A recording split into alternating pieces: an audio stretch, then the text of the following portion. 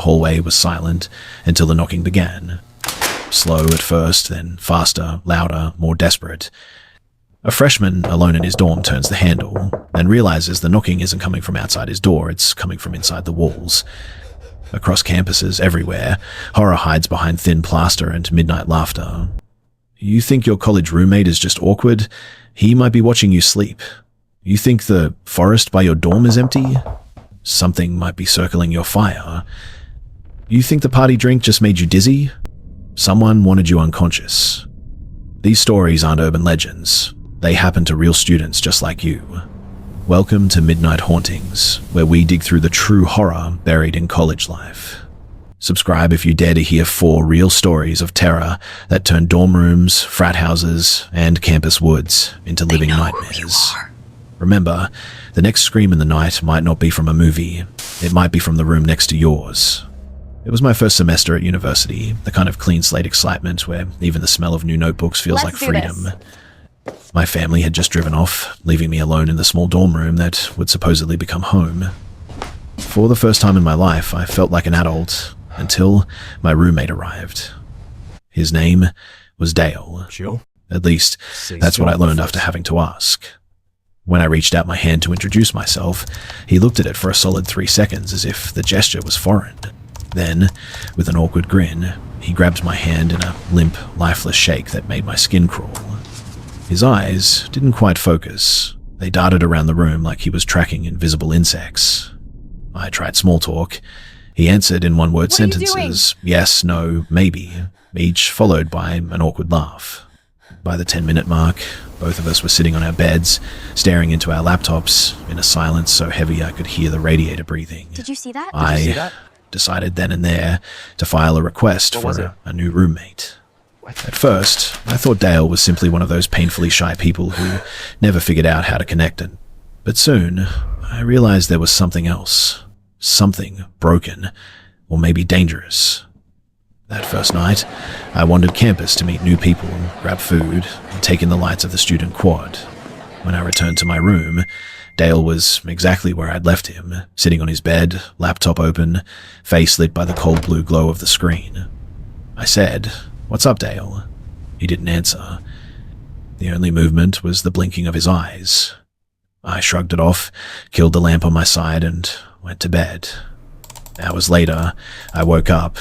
The blinds were open now, though I'd closed them earlier. Moonlight spilled across the floor, silvering the air, and there was Dale, sitting upright on the edge of his bed, staring at me. "What the hell are you doing?" I whispered. He blinked. "Sorry," he muttered, then slowly lay back down, like a puppet whose strings had been cut. Morning couldn't come fast enough. When it did, Dale was gone. His side of the room looked untouched, like no one had ever slept there. I decided to spend the day anywhere but that dorm. During campus orientation, I spotted him again. A couple of students whispered nearby, laughing nervously. "What's that kid doing?" one asked. I followed their gaze and saw Dale sitting in the dirt behind a patch of bushes, rubbing the bark of a tree with both hands, whispering to it. I didn't say anything. When I mentioned to the group that he was my roommate, they looked horrified. "Dude, I'm so sorry," one said. That night, I got an email confirming my request for a new roommate had been approved. I almost cheered. I planned to move out the next morning. When I got back to the dorm, Dale was there, sitting in the desk chair facing the door as if he'd been waiting. "Hey," I said, forcing calm. "Nothing?" he answered before. I'd even asked him a question. Put your hands behind your back. I sat down at my desk, opened my laptop, and froze. My emails were open, folders rearranged, files I hadn't touched were sitting on the screen. He'd been snooping. I turned toward him. "Did you go through my computer?" "No," he snapped, instantly too fast. His eyes flickered away. I didn't bother arguing. The sooner I was gone, the better. Stop for a bit? But when I reached for my pajamas, my clothes were out of place, as though someone had methodically unfolded and refolded them. My heart hammered, but I said nothing. That night, I woke again to the sound of a zipper. I sat up, turned on my lamp, and caught Dale crouched on the floor by my bag. "What are you doing?" I demanded. He froze, wide-eyed. You took my toothbrush by mistake." My skin prickled. His voice was calm, almost cheerful. My toothbrush was still in my bathroom kit. I didn't say another word. I slept with my lamp on until dawn. The next day, I moved to my new room across campus. My new roommate, Mark, was quiet but normal. For the first time in days, I felt safe enough to sleep. Until the knocking started. It was a faint clicking sound at first, metal against metal, irregular but constant. I sat up, listening. The sound was coming from the door. I looked through the peephole and saw the top of someone's head. They were facing down, shoulders trembling slightly. Then I heard the faint scrape of a key turning inside the lock. My stomach dropped. I dialed campus police, whispering what was happening. They told me to stay inside and wait. Minutes later, I heard footsteps and a firm knock. Campus security. When I opened the door, 2 officers stood there, and behind them, in handcuffs, was Dale. His hair hung greasy over his eyes. His lips twitched in a smile that didn't reach his face. "He was trying to unlock your door," one of the officers said. "Do you know him?" I nodded slowly. "Yeah," I said. "He used to be my roommate. They led him away. He didn't resist. He just looked at me blank, expressionless, but somehow triumphant. No one told me what happened next. Maybe he was expelled, maybe just suspended. I never saw him again. But even now, years later, when I wake up to the faintest creak of a doorknob or the whisper of fabric in the dark, I still see his eyes watching from across that moonlit room. The woods behind Binghamton University were the kind of place that looked peaceful by day, sunlight streaming through tall maples, the lake gleaming like glass, but at night, the whole forest seemed to breathe differently. The wind spoke in strange tones, the water went black, and the trees whispered in voices that didn't sound like leaves. It was late October, and classes had finally settled into routine. My friends and I were bored of the same dorm parties, the same beer pong tournaments that ended in hangovers and regret. That Friday night, 3 of us decided to do something quieter, something that felt like a secret. We grabbed a few beers, a lighter, and headed into the nature preserve behind the campus. Our destination was a little clearing on the far side of the lake. It was the kind of spot you only found if someone told you about it. Hidden behind layers of trees, it was out of sight from the walking trails, far from the patrol routes of campus security. We'd been there before during the day, but never at night. That was mistake number 1. That just happened. When we arrived, the forest had gone almost completely silent. Only the rhythmic chirp of a few brave crickets and the crack of sticks beneath our boots broke the stillness. We built a small fire and sat around it, passing beers and laughing about classes, crushes, and the ridiculousness of college life. We called these nights bro chats. It felt like freedom. As the night deepened, the alcohol kicked in. Time stretched, the fire flickered brighter, and jokes that weren't even funny sent us into fits of laughter. One of my friends was rolling on the ground, clutching his stomach, when the other suddenly froze mid-laugh. "Shh," he hissed. The sound hit us immediately crunch. Then another crunch, closer this time. Someone was walking through the woods. At first, we thought it might be campus police or maybe other students trying to scare us. We tossed the beer bottles into the lake to hide the evidence, and one of us killed the fire with dirt. The clearing went dark, shadows swallowing everything. We waited. The footsteps kept moving slow, deliberate, circling us. It was like the sound was coming from every direction at once, echoing off the trees. We whispered to each other, trying to figure out what to do. "Probably an animal," I said, though I didn't believe it. No animal moves like that, steady, pacing, watching. Then came the first snap, a branch breaking, loud and sharp. My chest tightened. "Who's there?" my friend shouted. Silence. We all stood, flashlights shaking in our hands. The beam caught nothing but trees and smoke. Then, without warning, something heavy crashed into our campfire pit, a thick branch, freshly broken, landing inches from our feet. Sparks shot into the air. "What the hell?" my friend screamed. Another branch came flying from the darkness, striking him across the face. He stumbled backward, clutching his cheek. The sound it made was sickening. That was when panic took over. I grabbed our backpack and pulled him to his feet. The 3 of us ran, crashing through the underbrush, branches clawing at our clothes. The forest seemed endless, the darkness thicker with every step. Behind us, we could hear something. No, someone running too. Not in a panic, but with steady intent, like a hunter who already knows where you're going. When we finally broke through the tree line and reached the road, we stopped, gasping for air. The lights of the dorms glowed faintly in the distance. I wanted to believe we were safe, but then came the sound again, footsteps emerging from the forest edge. We turned, and in the pale yellow of the streetlight, we saw a figure standing just beyond the trees. Too far to make out the face, but close enough to see the shape of a person. They didn't move. We waited, staring. Every time a car passed on the road, headlights briefly lit the figure. Each time, they turned their head away, stepping back into shadow. After a few minutes, they disappeared into the woods entirely. We sprinted back to the dorms, up the stairs, slamming the door behind us. Inside, the fluorescent lights felt unreal, almost blinding after the dark. We found our other friend. He'd made it back before us, pale and shaking. We all laughed it off at first, adrenaline and alcohol twisting our fear into humor. Probably just some random guy messing with us, I said. But deep down, I didn't believe it. Later that night, long after the laughter died and my friends had fallen asleep, I stared out the dorm window. The woods stretched endlessly, black and silent.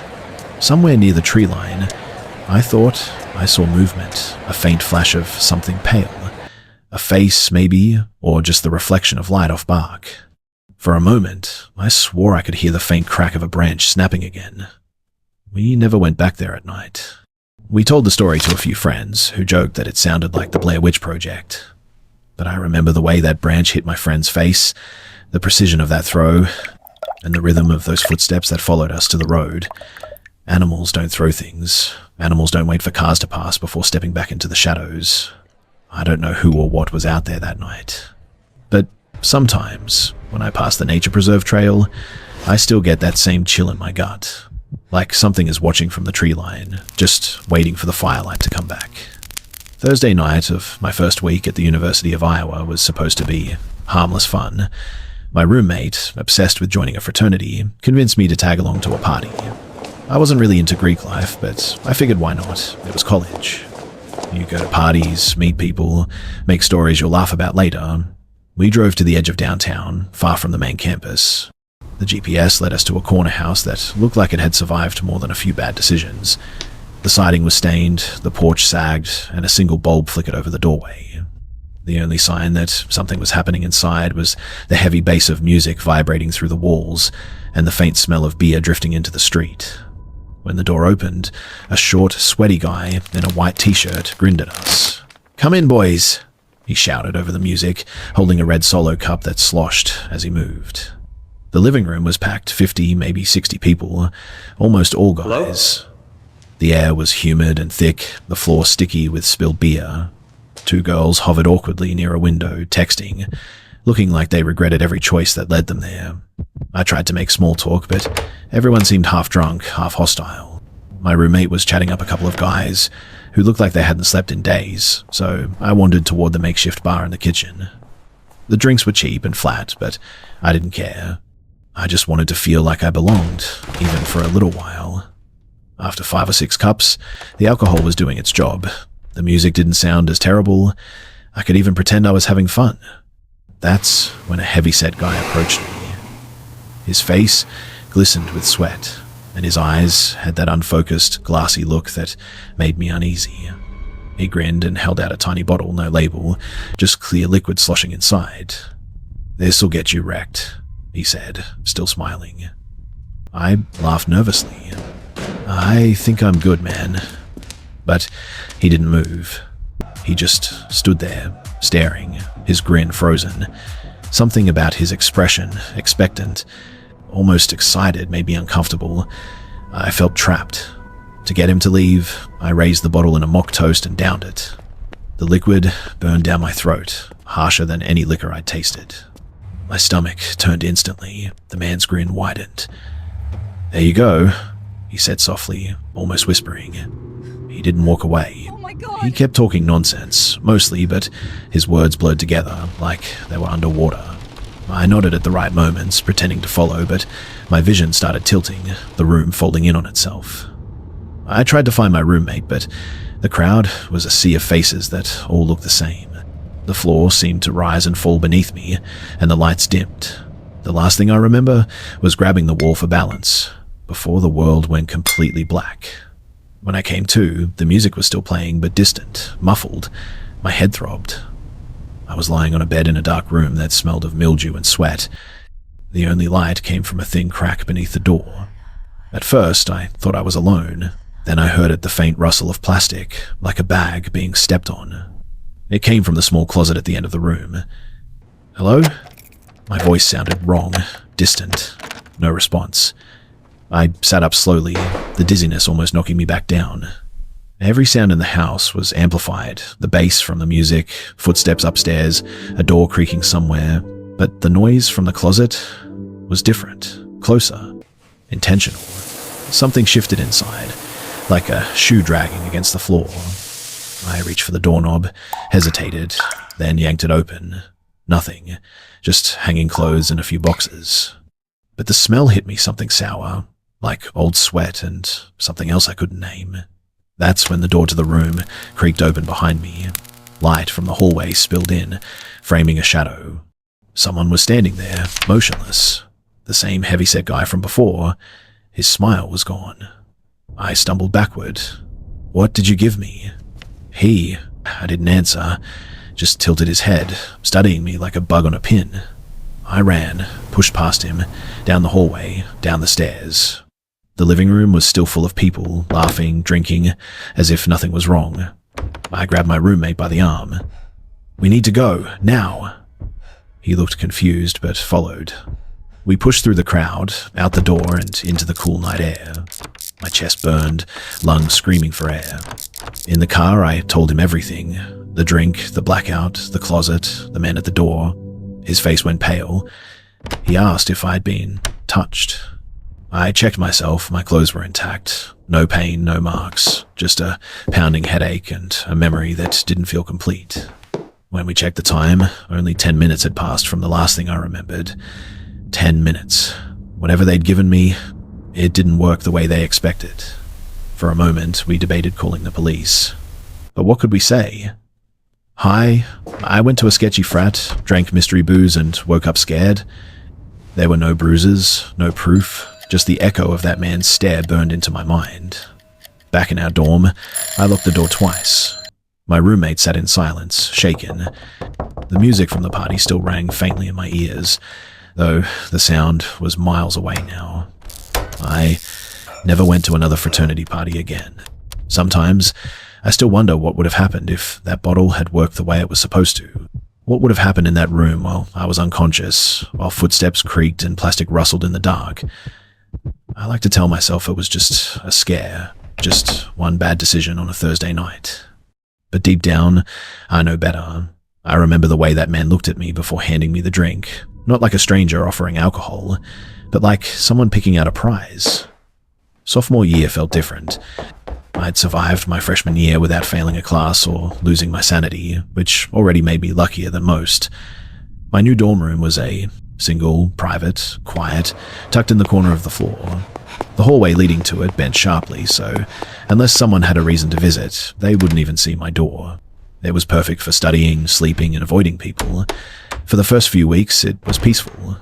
I kept the room clean, listened to music while doing homework, and occasionally invited friends to hang out.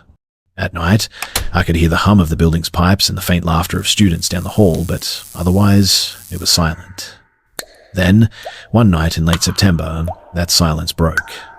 I was studying for a biology exam when I heard a soft tapping sound.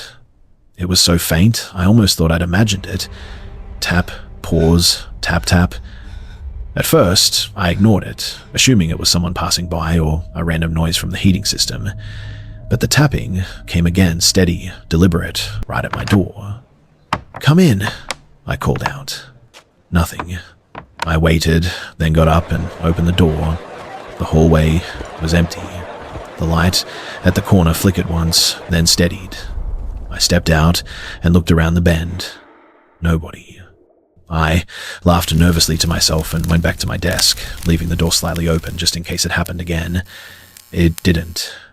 That night, I went to bed, thinking maybe I was just tired, hearing things that weren't there. The next night, just as I turned off the lamp, it happened again. Only this time, the tapping was louder.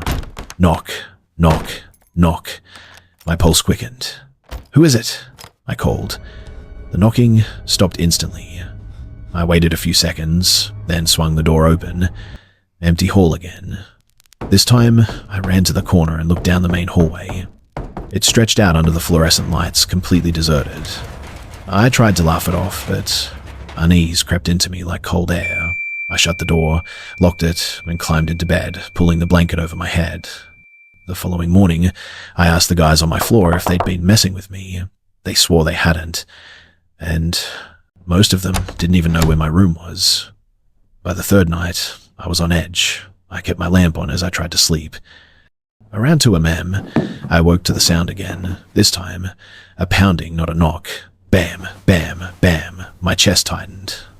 Whoever it was wanted me to open that door. I stared at the handle, half expecting it to start turning on its own. After about 30 seconds, the knocking stopped. I exhaled shakily, convinced it was over. Then came a faint creak, like footsteps moving away. I got up and opened the door as fast as I could. This time, I caught a glimpse of someone's back disappearing around the far corner of the hallway. Without thinking, I ran after them. My bare feet slapped the cold tile. When I turned the corner, I saw a door at the end of the hall closing. It wasn't a dorm room, it was the communal bathroom. Every instinct screamed at me to go back to bed, to pretend I hadn't seen anything. But fear, mixed with adrenaline, can make you reckless. I shoved the door open. The light was off. I flicked it on, the fluorescent buzz filling the silence. The bathroom looked empty, 2 stalls, 2 sinks, and a cracked mirror. I checked under the stalls. Under the first, nothing. Under the second, 2 black boots, facing the door. "Hey!" I snapped, my voice trembling. "Who's in there?" Silence. I knelt lower, heart hammering, and realized the boots weren't attached to anything. They were just sitting there. Then came the sound that still chills me when I think about it, a laugh. Not a young laugh, not the nervous kind of giggle you'd expect from a prankster. It was old, cracked, wet, the kind of laugh that belongs in a hospital hallway, not a dorm. It echoed off the tiles, bouncing around me until I couldn't tell where it was coming from. I bolted. I sprinted back to my room, slammed the door shut, and locked it twice. My hands were shaking too hard to text anyone properly. Every message came out as gibberish, then the knocking started again. This time, it wasn't polite or playful. It was angry, violent. Bam, bam, bam. The door shook in its frame. I pressed my back against it, as if my weight could make a difference.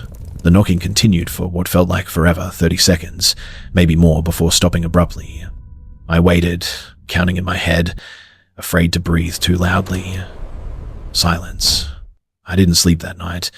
When the sun finally came up, I opened the door. Nothing. No marks, no footprints, no boots. Later that day, I went room to room, asking again if anyone had heard the noise. Everyone said the same thing. They hadn't heard a thing.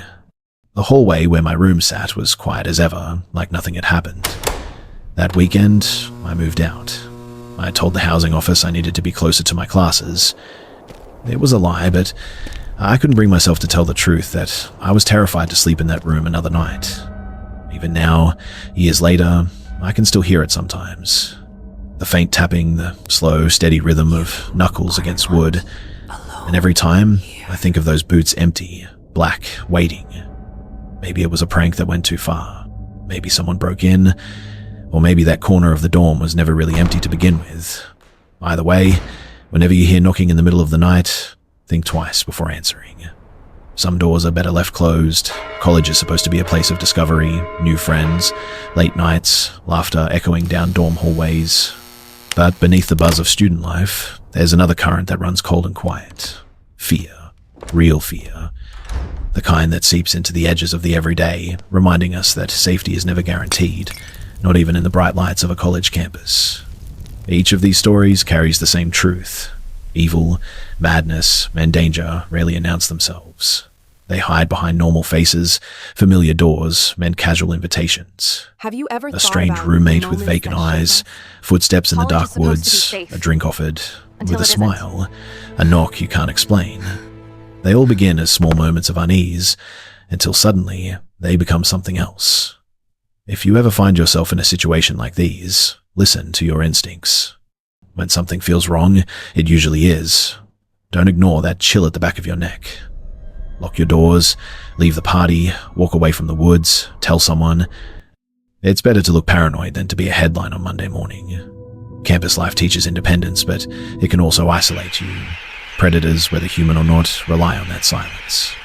They count on you dismissing the noise, the feeling, the voice that says, run. So, speak up. If you think someone's watching you, follow your gut. If your roommate gives you a reason not to trust them, get out. And if you ever hear that knock in the middle of the night, the one that doesn't sound right, don't open the door. Because sometimes, the most terrifying thing about these stories isn't the ghosts, or the monsters, or the things that go bump in the night. It's the fact that they all happened to real people. The university is a microcosm of the world beyond it, full of light, but crawling with shadows. Behind every laugh in the dorms, every party, every walk home in the dark, something unseen might be listening, waiting for a moment of weakness. Stay alert. Stay cautious. And remember, horror doesn't always wear a mask or live in the woods. Stay safe. Sometimes it sleeps just a few feet away, breathing softly in the bed next to yours.